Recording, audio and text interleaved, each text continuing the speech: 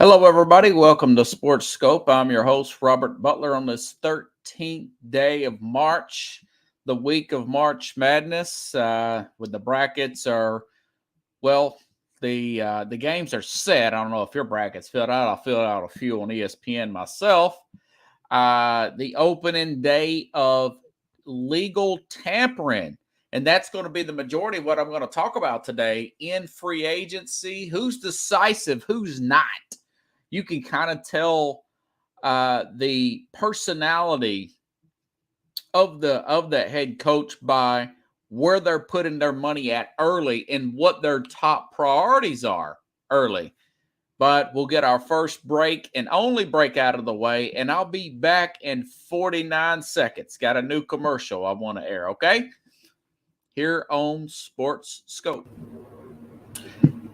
Hello, Sports Scope followers. The program has seen tremendous growth since going 5 days a week. I just wanted to thank everybody for your cash contributions and sharing the program with friends and families. Just a reminder, if you want to contribute to the program, go to the Cash App, the cash sign, and Sports Scope.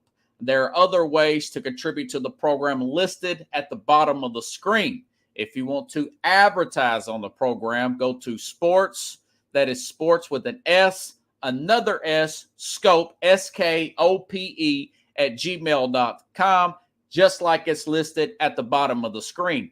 Thank you and enjoy the program. All righty then. Let me just say this before I hit the ground running. I've been waiting all day, been waiting all weekend for an answer from Aaron Rodgers. I know a lot of the reporters there are saying the same thing with either ESPN, Adam Schefter, and Rappaport, the NFL Network. And I'll say this, Pickles. I'm beginning to believe he does not want to go to the Jets.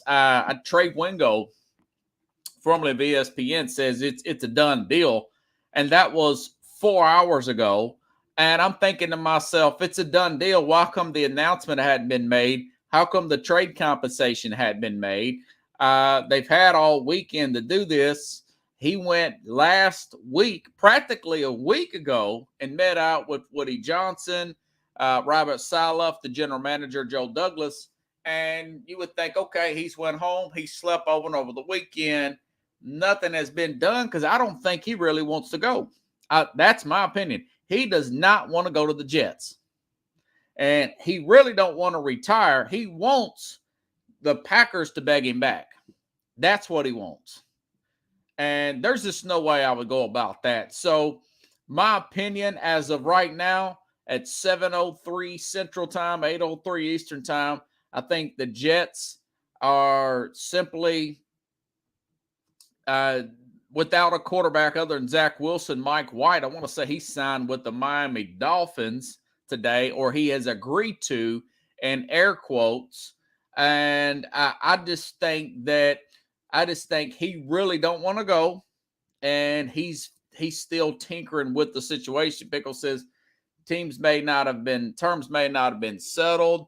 I just believe that Rodgers really don't want to go. It's all in his court. That's all the little headlines that I'm reading, the tidbits that I'm reading. That's just my opinion. Maybe it gets done and that he does go anyways. But deep down, I just don't think he wants to go to the Jets. He's saying all the right things and all this good stuff. The Jets are saying the right things. The Packers seem like they're done with Rodgers. He really don't want to retire and be the opening act for Tom Brady in the Hall of Fame. But he really don't want to go to the Jets. That's Aaron Rodgers for you. Okay? That's my opinion as of to now. Now, of course, it may change. And, they've got a top 5 defense. They've got some pieces there on offense. They are still in line to get one of the best left tackles available in Orlando Brown. And that's where I'll start off with today. The personality of the head coach, Pickles, can be seen early when a new coach takes over a franchise and he has say in the direction. He don't have to have say in the specific player, but he has to have some type of say in the direction. That's Sean Payton with the Denver Broncos. without any hesitation as soon as these legal tampering was made legal at, I want to say, 12 noon Eastern, 11 a.m. Central Time. The Broncos have agreed to assign Mike McGlinchey, right tackle of the 49ers. The Broncos have taken the 49ers free agent right tackle. Now, McGlinchey was a former, I think he was a second-round pick out of Notre Dame. Really good right tackle. It's supposed to be a deep tackle draft. They still got their left tackle there in Trent Williams, according to Pro Football Focus, the best in the game. 32-year-old Trent Williams flirted with retirement. I would assume he's coming back because he hasn't said anything else about that. And it is March, and it's decision-making time. But they went out and they said, we're going to sign Mike McGlinchey to a big chunk of money from the 49ers. The Denver went and did so and done that. Then they turned around and brought in a guard here, and his name is Ben Powers, I want to say. I thought that I added his name in here. He's a guard coming out of, Ben Powers, no relation to Austin Powers. Got him out of Baltimore, arguably the best guard in the draft, okay? He's a left guard. So you've got your right tackle, you've got your left guard here, and of course they've got Garrett Bowles there at the position of left tackle. Even though Sean Payton has a quick twitch offense, but I'm sure they're going to run something similar to what he ran in New Orleans. He knows that Russell Wilson can throw a good deep ball. He wants Wilson to have plenty of time to get that ball downfield. He's not too concerned about wide receivers. A report came out today that they are simply would be open to listen to trading any of those receivers, but they want to get those trenches taken care of first and foremost. And I really admire that about a Sean Payton team. So the team has agreed to, in principle, this can't go into effect until Wednesday when the new NFL year officially begins on the 15th. But here today is Monday the 13th. They've got a right tackle and they've got a left guard. You put that with Wilson there. They have already sized that side up real quick. They're not going to take any chances on any rookies. Plus, they traded their first-round pick away to get Wilson last year, and he was part of that trade. So I really like that. Then you look at the opposite side of a defensive-minded head coach, Pickles, with a team like the Titans and Mike Vrabel, who have 4 offensive line. Nate Davis is left. I want to say he went to the Bears somewhere. Okay. They released their center, Ben Jones? Of course, they cut their left tackle, and now you're sitting up here, and I think one of the guards that they let go too. So now they've got 4 offensive linemen here that need to be filled here. And I read later on this afternoon that they're going to sign Andre Dillard, a former first-round pick out of Philadelphia, who could not even crack the starting lineup for the Eagles. He was a first-round pick in 2019. He wasn't even listed as the top 15 offensive lineman according to any type of free agency. You know, they've lost Nate Davis. So now they need 3 offensive linemen. They need 3 offensive linemen. Maybe they're trying to work out something with Orlando Brown, the former Kansas City Chief. Chiefs needed a whole offensive line.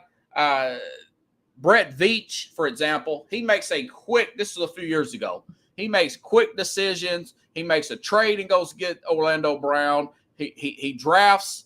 He got Tooney also in a free agency.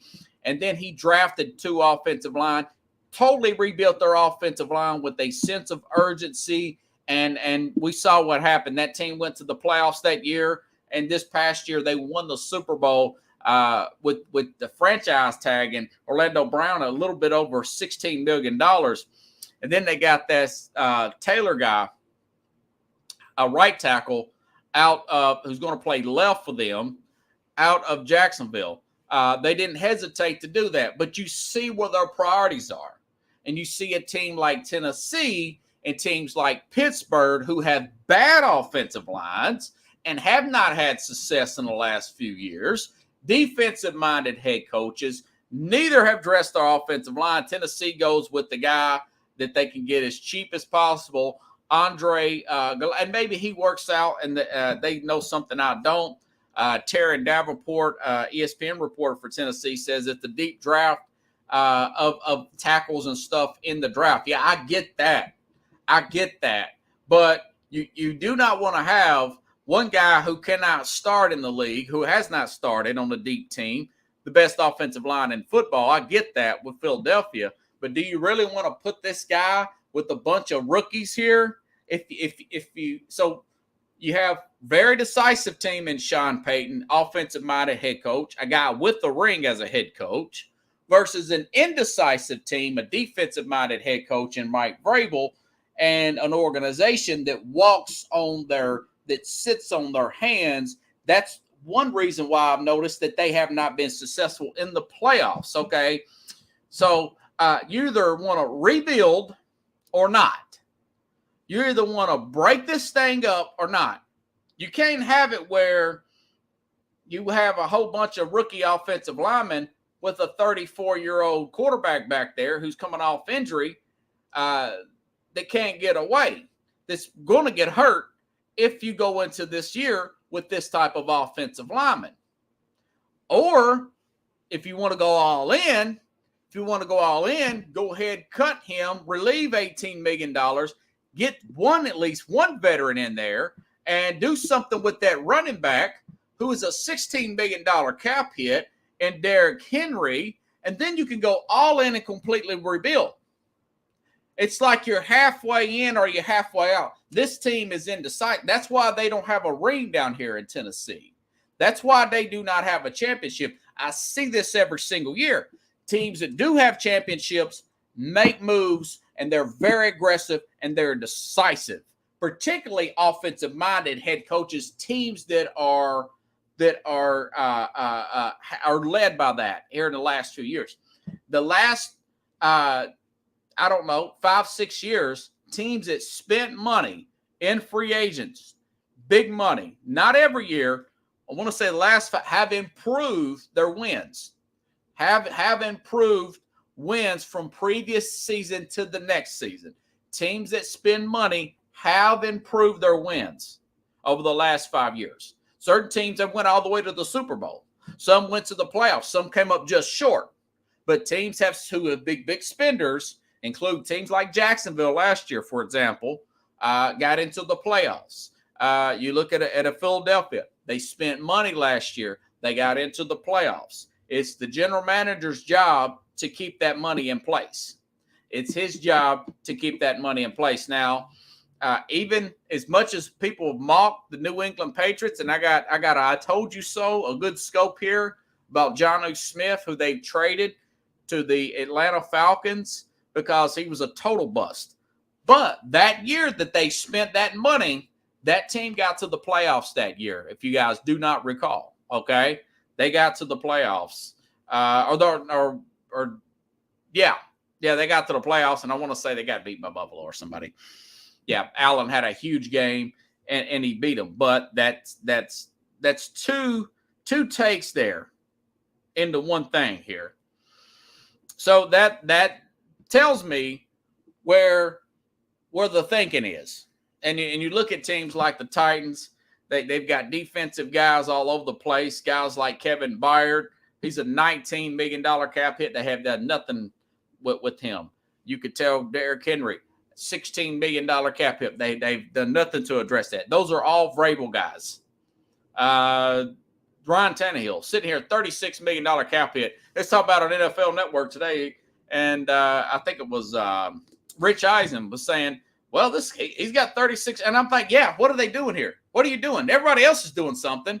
Why are you sitting on your hands with this 34-year-old quarterback, average at best, with a $36 million cap hit? And I'm watching these other free agents just fly off the handle here, But, hey, I call it like I see it. He's a good head coach here, but it's a very indecisive organization.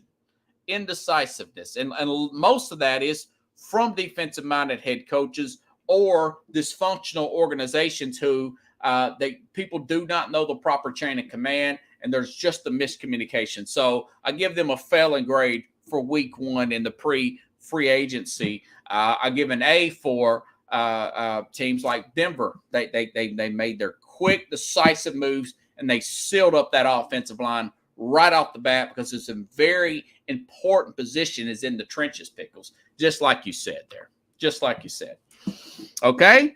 Okay, now another quagmire is there was a report over the weekend about the Lamar Jackson situation that I alluded to the other day, okay? And it essentially goes back to the only other quarterback that signed with another team that made this type of deal, that non-exclusive tag that Lamar Jackson, he didn't sign. It was that the team give to him. That's what they placed on him. That is what the geez, I've got so many notes here. That is what that the Ravens have placed on him, that non-exclusive, and it was one other team that did so. And that other team was the Patriots with Matt Castle. In 2009, they placed a non-exclusive. Remember, he got traded to the Kansas City Chiefs that year because they still had Tom Brady. Other players that this not basically it is the non-exclusive. If another team offers you that and you can't match it, you get the 2 first-round picks. 1993, Steve Young had the non-exclusive. Obviously, he went on, won the Super Bowl. He signed with the 49ers. We all know what happened there. Jim Harbaugh, players like that, players that thought they were worth more than what they were worth, essentially, Pickles. And okay, here it is. ESPN Dan Graziano reports teams could prefer a more traditional trade of Lamar Jackson if he decides he's no longer interested in playing for the Ravens. Graziano notes in an article over ESPN that teams are interested in pursuing Jackson via a trade if he wants out of Baltimore. That is unlikely a team submits a formal offer sheet for Jackson at this time. Since Jackson received the non-exclusive, the Ravens last Tuesday have been more reports about teams who are out on him rather than teams who would sign him to a, quote, fully guaranteed contract. Well, he's not going to get that. In exchange for 2 first-round picks, Graziano also adds that the legal temporary tampering period is set to begin, obviously, today, will not permit teams to talk to Jackson. Monday's legal tampering allows teams to speak early to agents. And, of course, he's his own agent, so it's a conflict of interest because he's the player and the agent. I guess they could call mom and talk to them. But technically, a potential suitor will have to wait until Wednesday when the official new league year begins. Now, a whole lot of stuff may go down with other teams like Tennessee. Like I said the other day. All right, now, a lot has happened since the last time we talked about this, folks. All right. Carolina has traded for the #1 overall pick. Yes, they could possibly trade back down, get some cap room, and Mr. Tepper can wake up on the wrong side. That's the owner. Could wake up on the wrong side of the bed and say, you know what? You're a really good offensive-minded head coach here, Frank. You play quarterback. How about we go out and get this Lamar Jackson kid? Now, they've struck out a couple of times already on going the veteran route and an active player. I don't think that's going to happen. Okay? I don't think that is going to happen. So, essentially, cancel out Carolina, who people talked about that may happen to. Another team, I was listening to NFL Network for 3 hours while preparing for the program, and 2 reports came in out of the Washington Commanders. And one said, they both said the same thing. The reporter, they went back to this lady and asked her again.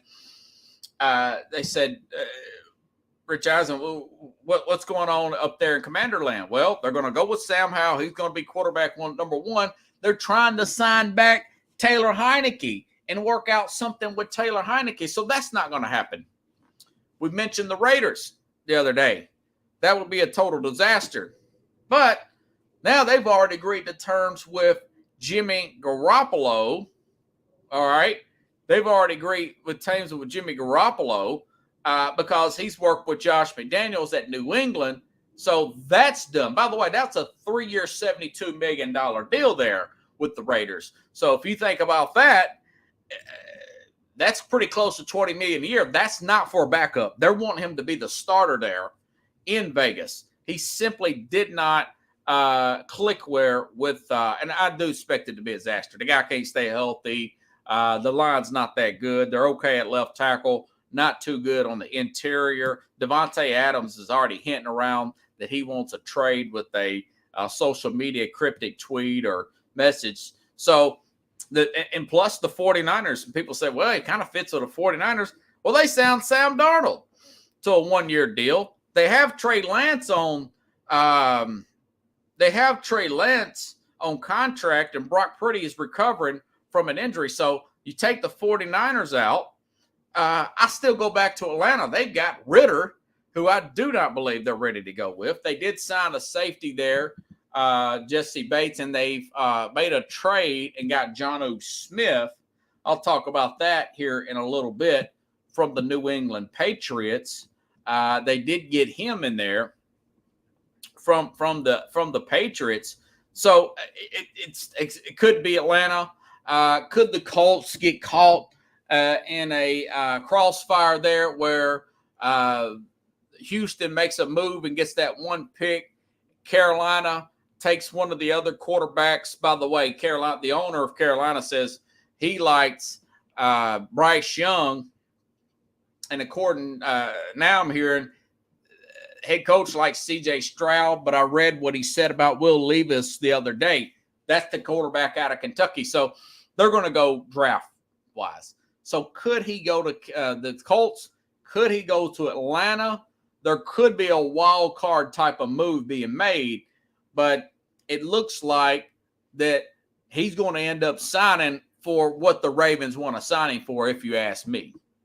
You know, and then again, maybe this Jets thing falls out. Like I said at the beginning of the program, Pickles, it simply looks like that Rodgers does not want to go to New York. He would have done it already. I don't know who Ahmad Galloway is. Somebody keep getting this notification that he's died. Pickles says the Titans, and the Titans are shopping Henry. Yeah, reports are they're shopping Henry. Then reports come back they're not shopping Henry. You know, Austin Heckler is asked to be traded because they can't work out an extension. Now, he's a much better quarterback, a running back, age-wise, better pass catcher than a Henry. Henry's a better power runner, still got a lot of explosion there, and he's still sitting there with that. Maybe all this goes down Wednesday. Maybe all this goes down Wednesday when the new year starts. But if you're a team like Tennessee, for example, and you've got a quarterback, a 34-year-old quarterback making $36 million coming off injury on the last year of your deal, there's something going on there. And I don't know what it is. It sounds like a lot of – maybe they're holding out for maybe the Jets to fall through and trade Tannehill up there. Maybe they're waiting for all these other running backs who it's not a good free agent market other than maybe a deal being done for Eckler with the LA Chargers. He's in the last year of his deal, I want to say. Miles Sanders is not a great player. David Montgomery is just okay. They're not really these big time. Barkley's already under a franchise with the Giants there. So it's not a really great running back free agent class. Now there's some good ones in the draft. Bijan Robertson out of Texas, Jamari Gibbs out of Alabama. Those guys are good.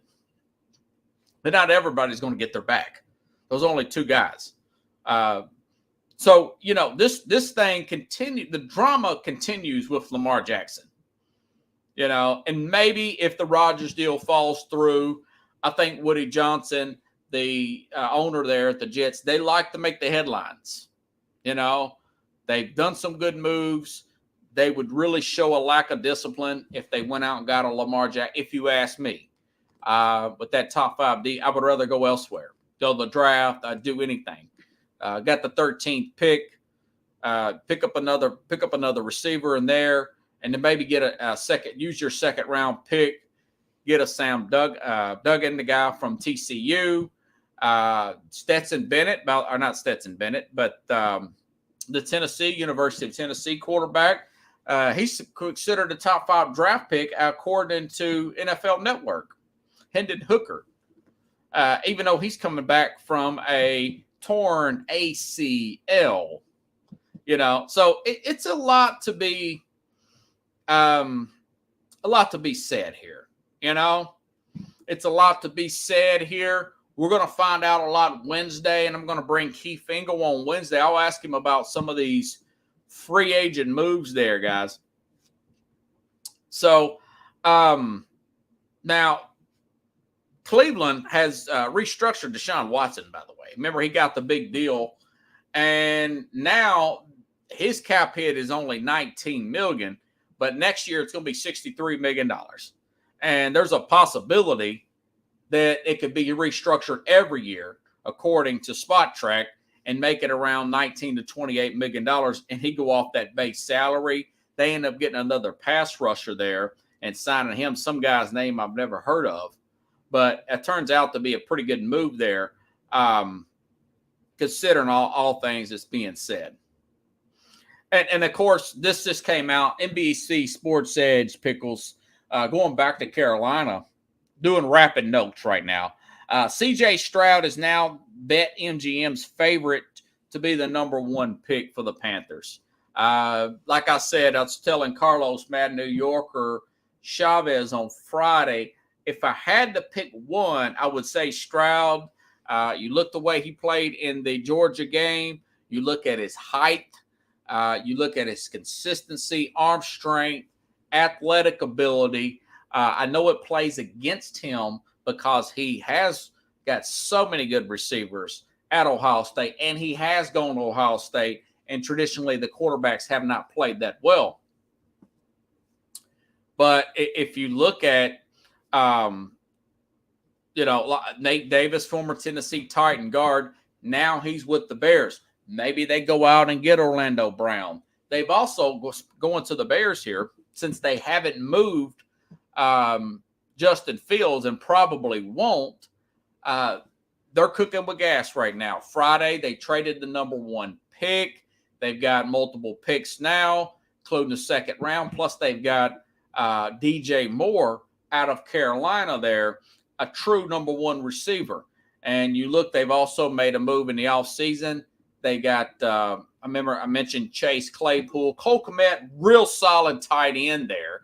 And they've got Herbert there as the running back. They let David Montgomery walk. They're going to get another running back. We just don't know who. We don't know if it's going to be a rookie or if it's going to be some veteran elsewhere. Okay.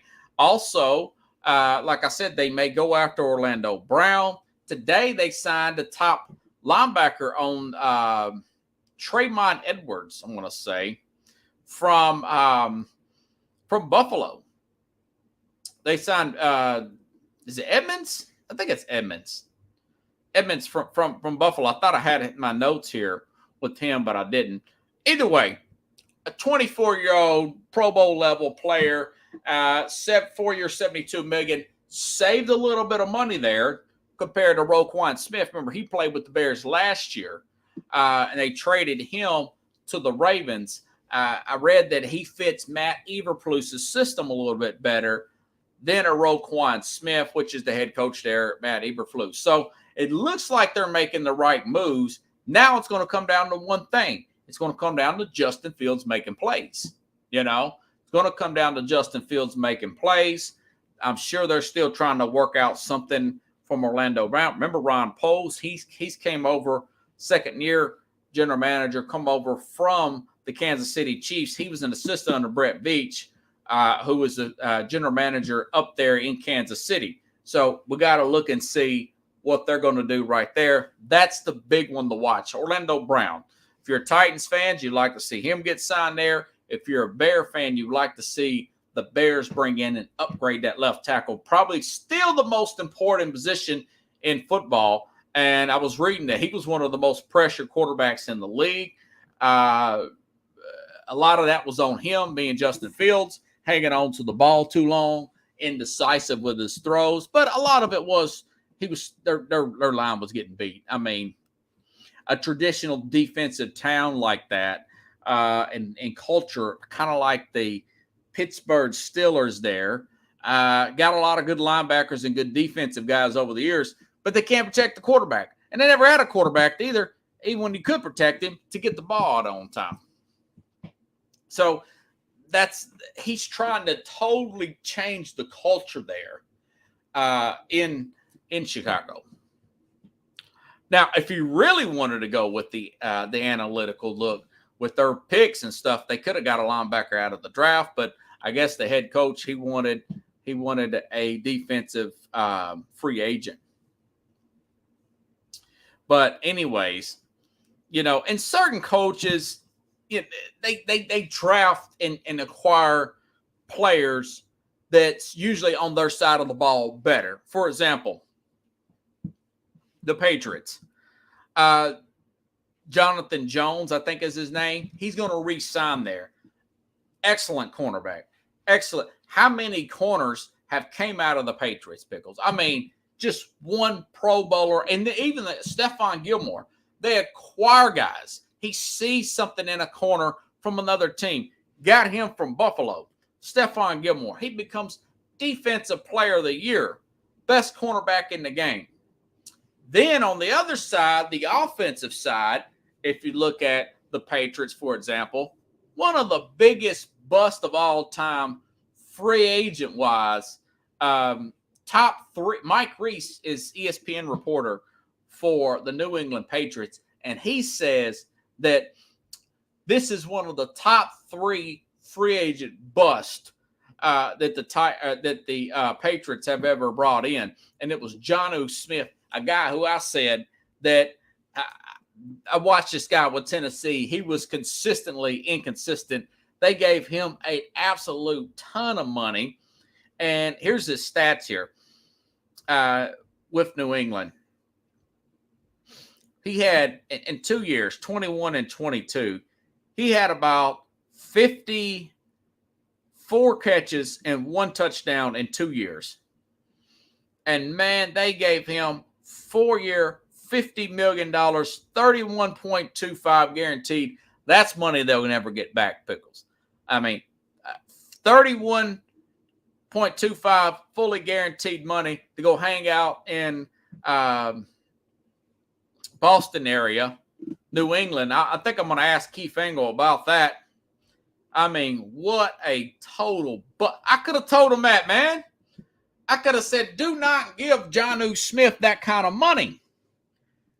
So then today they traded him for a 7th-round pick to Arthur Smith, who thinks he can do something with him. The same Arthur Smith who thought he could do something with Marcus Mariota, who has been cut. And they're only down to 1 quarter. So they're going to do something in Atlanta. I just don't know what, Pickles. And I'm beginning to believe if they don't make a big move, I think Arthur Smith is going to be looking for another job pretty soon. I just think that I think his hype is just that hype. Now, he ain't got a solid quarterback yet, but I think he thinks he can do something with some of these former Titan players because maybe Mike Vrabel held him back. But I just disagree with that. I like what he did with that wide receiver that he converted to a kind of a hybrid player. Pickles, you know what his name is. The guy that they use as a running back that played receiver, the kick return guy. That was pretty good. But other than that, he thinks he can do anything with anybody, and it's just not the truth. It's just who was that, Pickles? And simply they may go after Tannehill too. So maybe that's what Tennessee is hanging on to. They got a lot of money down there. They did sign the safety there, Jesse Bates, out of Cincinnati. Now, this guy was a highly sought after safety. And Cordell Patterson, thank you, Pickles. So, yeah, it was Cordell Patterson. Now, I do commend him for what he did with him. But if you look at everything else, hadn't done a whole lot. I do like the Drake London, the wide receiver there. I do like the tight end they got out of Florida, University of Florida. I do like that. This guy, his last name's Alligator. They've got some pieces there. They've re-signed an offensive line. But all that is just a bunch of smoke and mirrors if you can't put it together. And maybe they're holding out on a quarterback. So they're going to do something. And that something is either going to make or break Arthur Smith. And right now, if he thinks he can go and compete with Desmond Ridder, he's got another thing coming, like that song says. You got another thing coming. You got another thing coming. Yeah, so I do not think and it's just a wait and see approach with them. But, yeah, going back to New England, yeah, Belichick cannot pick offensive players. He can pick a running back. He can pick an offensive lineman because he's got a really good offensive line coach, or he did, Steve Sarnicki or whatever his name is. I think he retired. But pretty good with defense.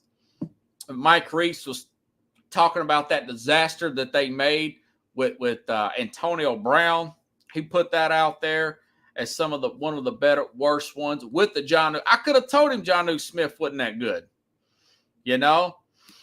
But now the Browns earlier, with the adjustments that they made with Watson, they got this Obi Aquanu. He's a pass rusher out of Houston. He's pretty good. I remember seeing a little bit of him last year against Tennessee. 3 years, $19 million, 12 guarantee. Another Obi-Wan Kenobi, you might as well see. But Jonnu Smith will leave behind $12.8 million in dead cap with the Patriots. I mean, God, what a bust, man. The Patriots ought to ask for that money back, Pickles. So, okay, great trade over the weekend. Switching gears here, putting her in fourth gear. Okay, now, teams that make decisive decisions and be aggressive win. More often than not, aggression wins. The Rams, whatever you want to say about the Rams, I've had a few choice words about the Rams. Whatever anybody wants to say, that ring is still there. It's like getting a degree. It's still there. I've got a degree and I'll still pay for the thing. People can talk about me all they want to. It's still there. I've got a lot of skills I've learned from that. It's still there. That ring that the Rams have is still there. Now, Miami over the weekend, I don't know if you caught this, Pickles.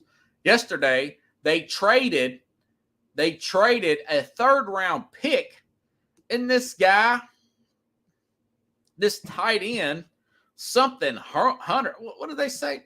What's this guy's name? Hunter Long. Never heard of this guy.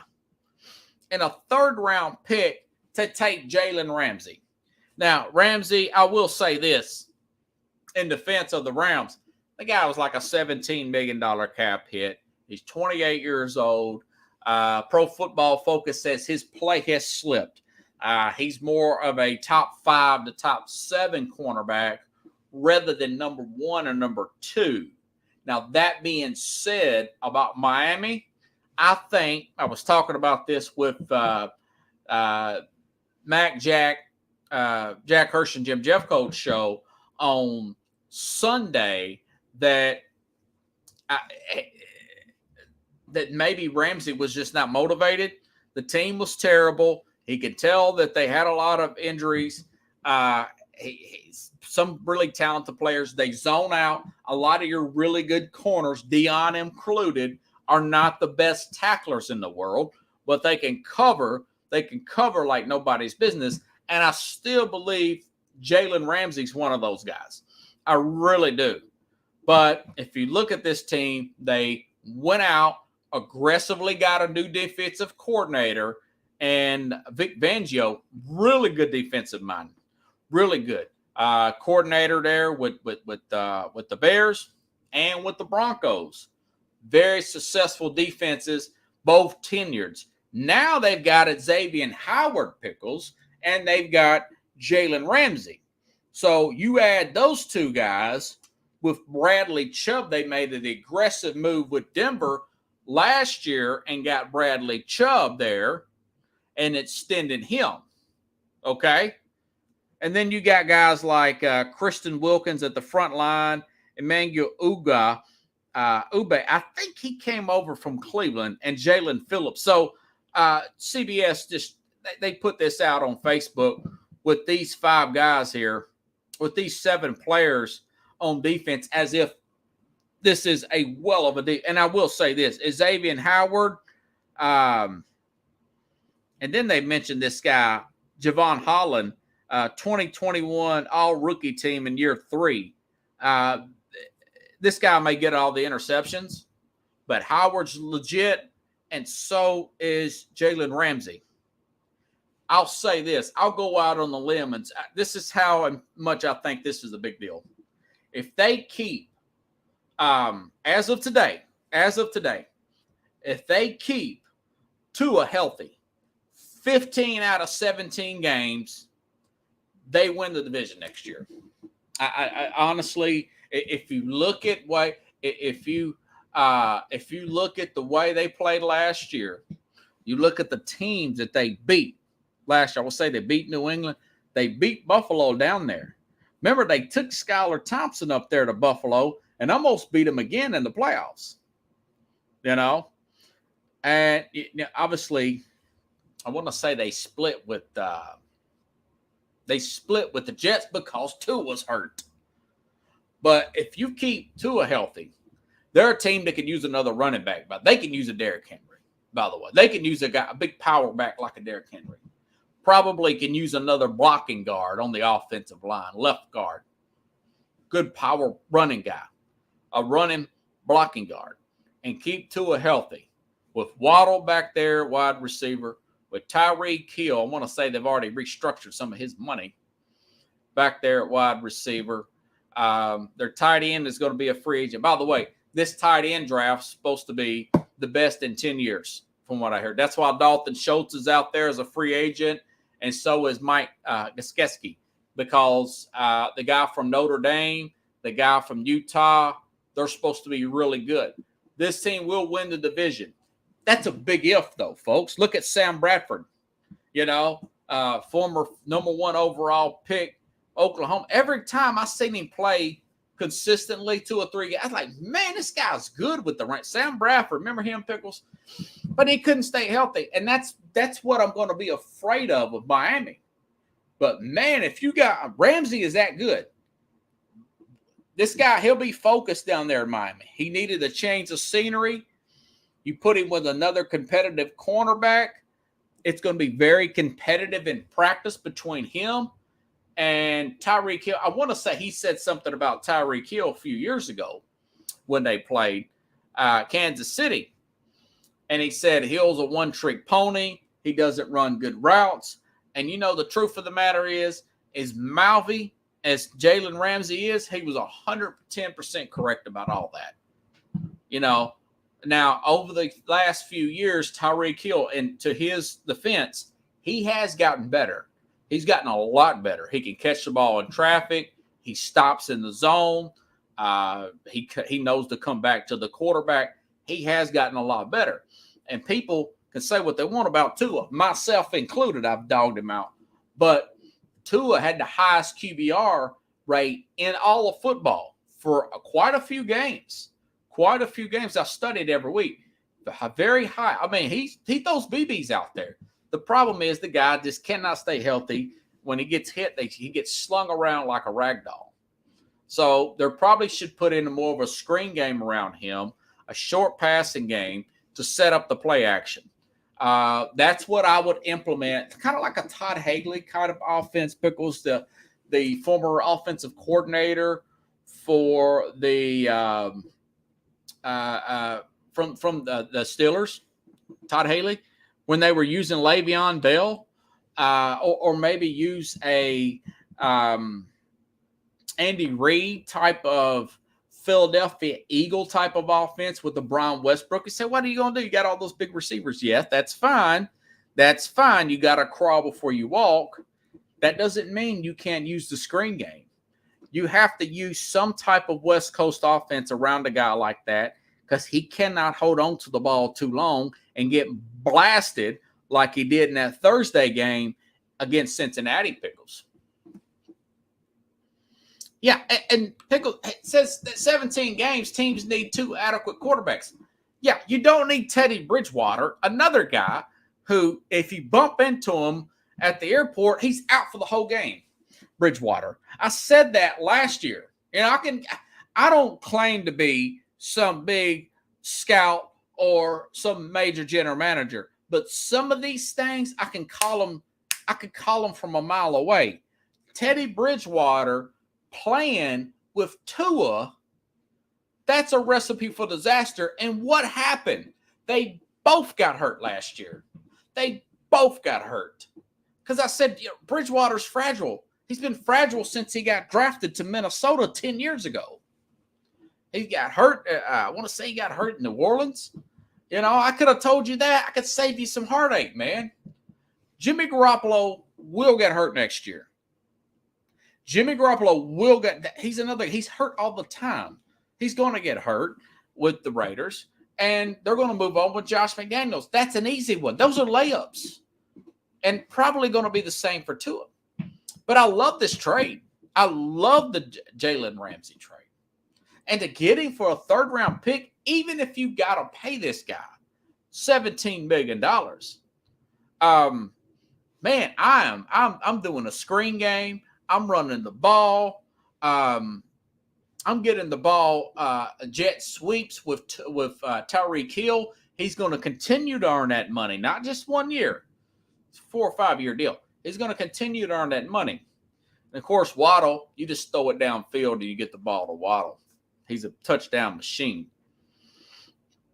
So, yeah, I was really excited for the Dolphins. They keep this guy healthy for 15 games. I'm telling you, Pickles, they are going to end up winning that division because Buffalo, the big money's coming in on Josh Allen.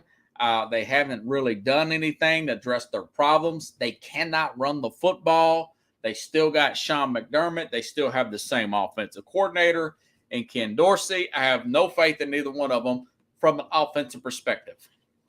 They've had years to fix their line. They've had years to fix their running game. At some point, this is who they are.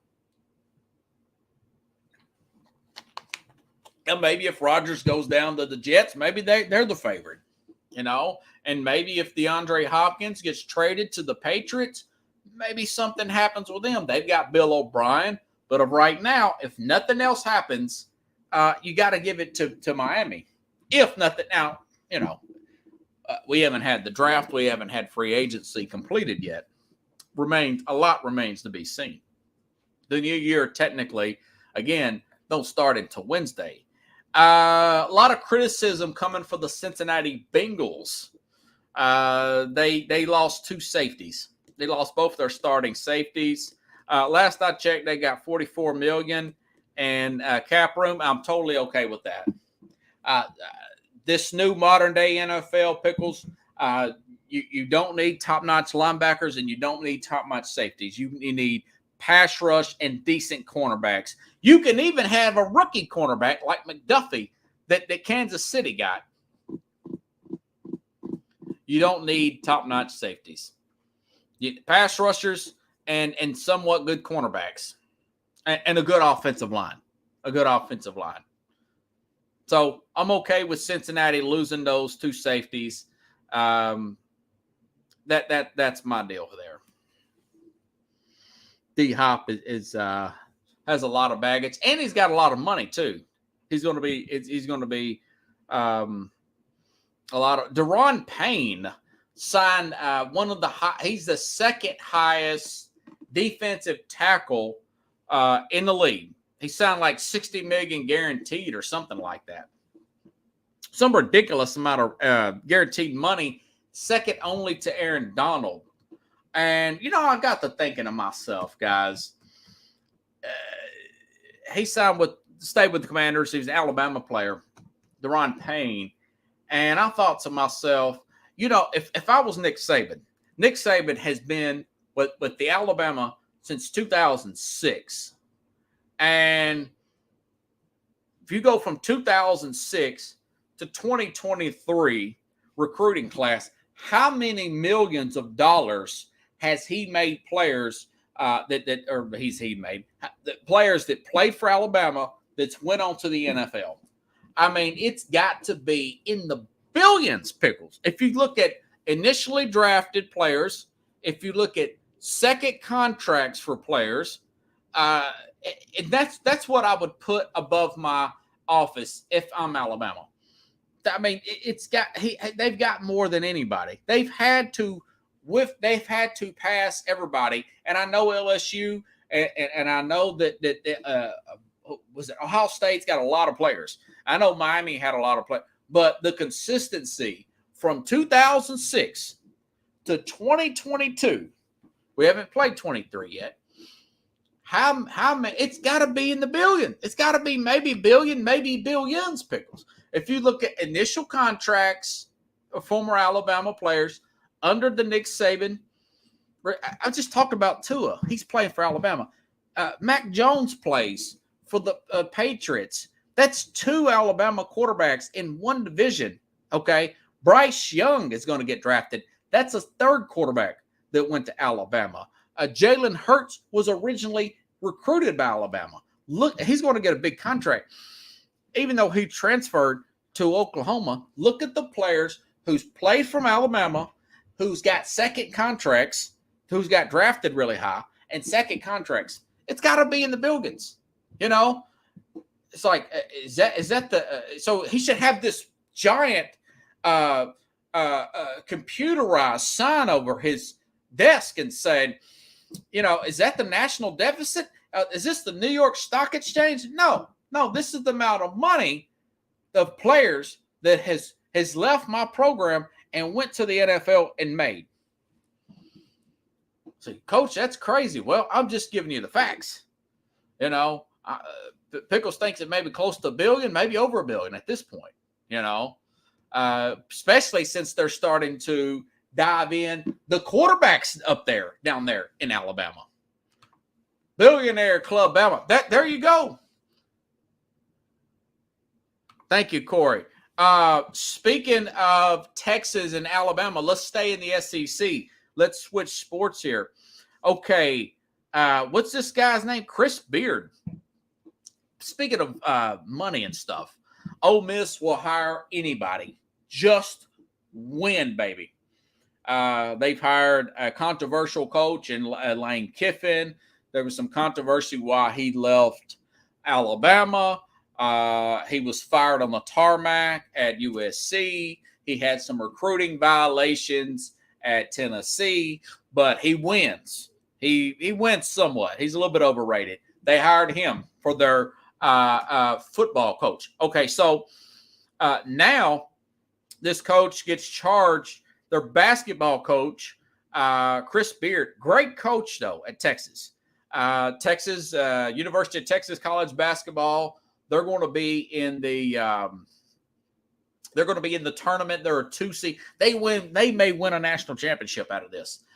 Winning record there. Also coached at Texas Tech, but he got some serious felony charge for assault of his girlfriend, a wife. But the charges get dismissed. Okay, according to this report, the charges get.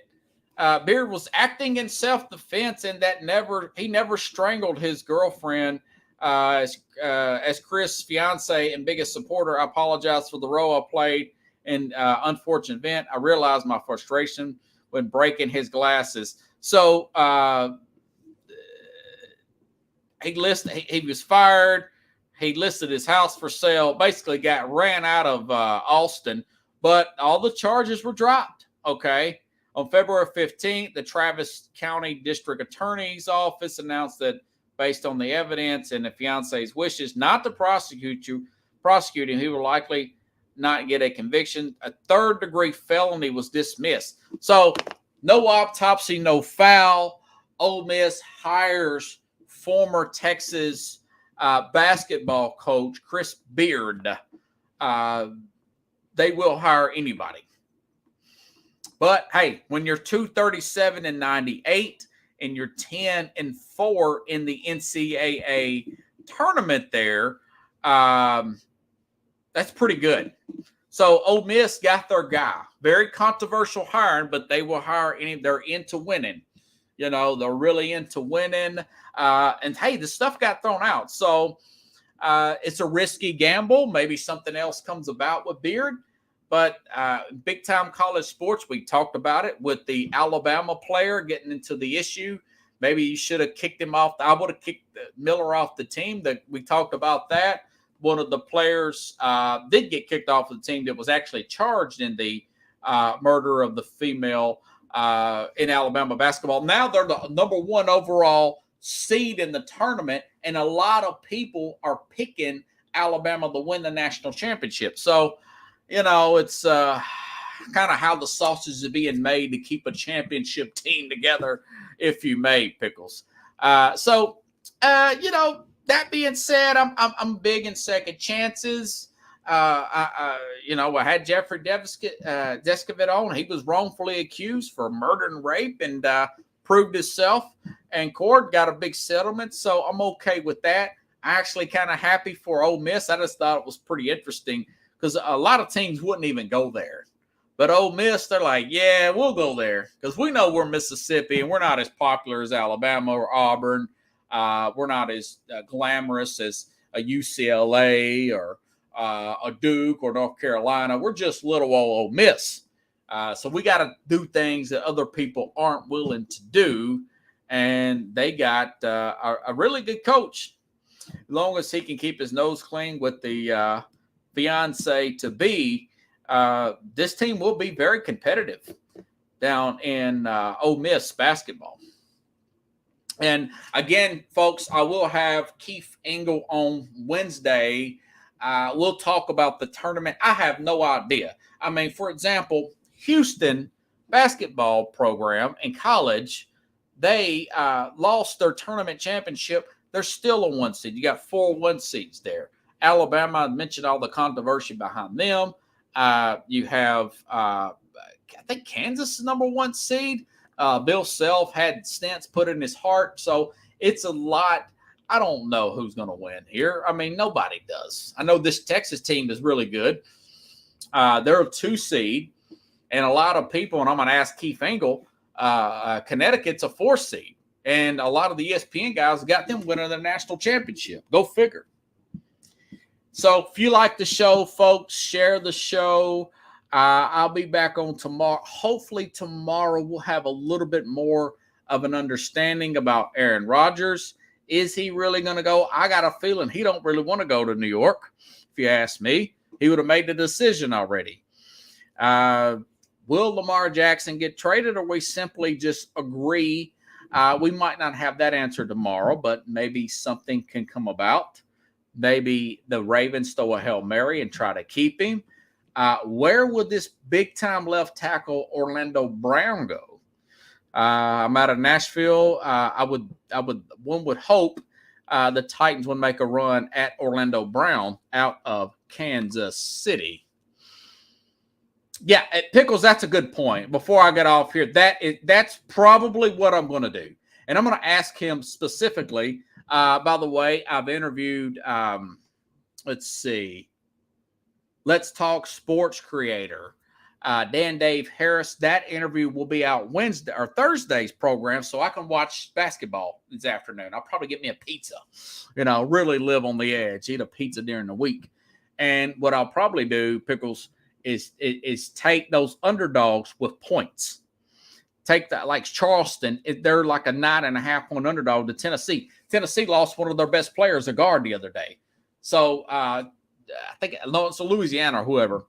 And a lot of the prognosticators said that team's they're very experienced in the first round game. Just take all the points. Yeah, take all the points and take the underdogs. That's probably what I'm going to do. I ain't going to put a lot of money on it. I don't have it, but maybe $2 here, $2 there.